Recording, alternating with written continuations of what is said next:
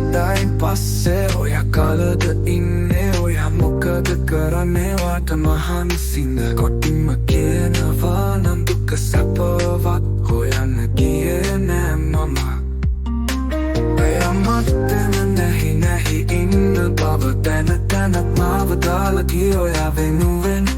මගේ ජීවිතේ වටිනම කාලය කැප කරාට මට කිසිම පසුතැවීමක් නෑ මොකද ඔයා කියලා දුන්න ඒ පාඩම කෝටි ගණන් වියදම් කරලවත් මට ඉගෙන ගන්න බෑ සංසාරේ පතාගෙන ඇවිල්ලා හරි මට හම්බුණු ඔයාව නැවත මගේ සසර ගමනේදී හමු නොවේවයි මම ප්‍රාර්ථනා කරනවා ඉතින් ප්‍රේමියා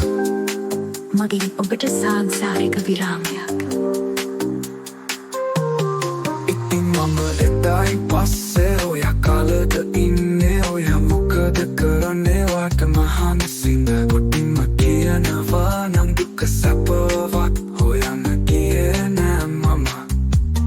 ඒ අමුත්තෙම නැහි ඉන්න බව දැන දැනත් මාව දාලා ගිය ඔයා වෙනුවෙන් මගේ ජීවිතේ වටිනම කාලය කැප කරාට මට කිසිම පසුතැවීමක් නෑ